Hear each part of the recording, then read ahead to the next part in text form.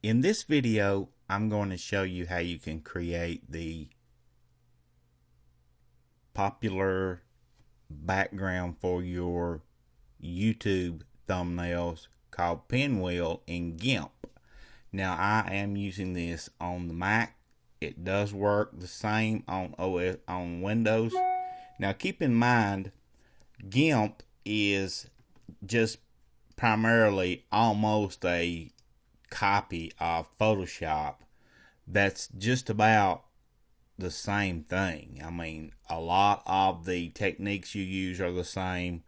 Some of the shortcuts are even the same. I mean, it's just a very nice free photo editing software for users out there that can't afford to buy Photoshop or don't want to spend the extra money to purchase it.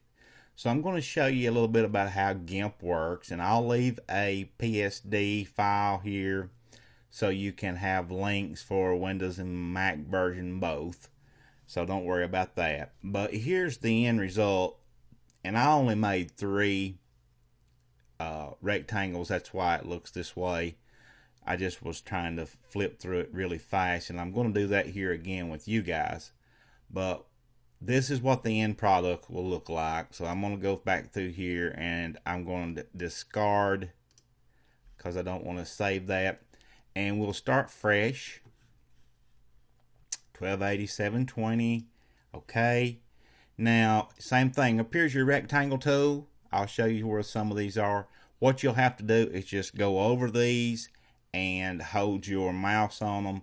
Select them to see what they are until you learn what they are. But top left corner is rectangle tool. You just put it up here and you just use it the same way primarily, just like Photoshop. So when you choose that, I'm going to choose really broad, and let's do another one. And you can see I'm not adding any new layers or anything too. I'm doing this all on the same layer, but you don't have to, because you could use this and just change the background and change colors if you wanted to.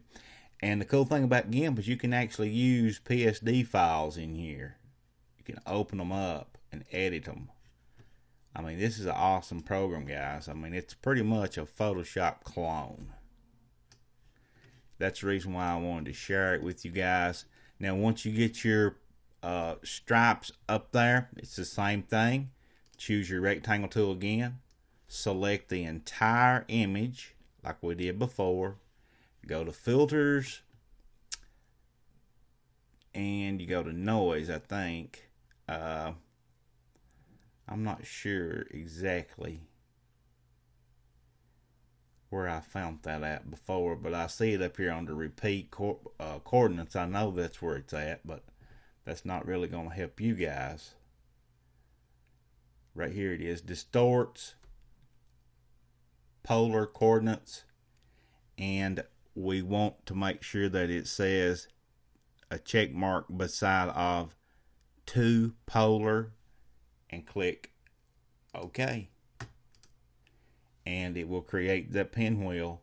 Then you can come back in here and add your text files and all that. So let me give you an example here. Alright, here's a PSD file right here, and I'm going to see if we can open that inside here. And you see it does open. Right here it is. And if we wanted to make edits in here, we could do the same. You know, works brilliantly. Over here's all my different layers.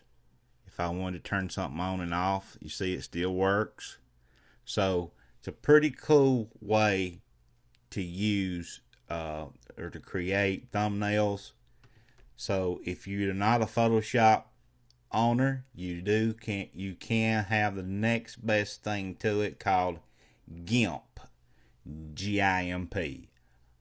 Hope you guys learned how to use GIMP for your YouTube thumbnails.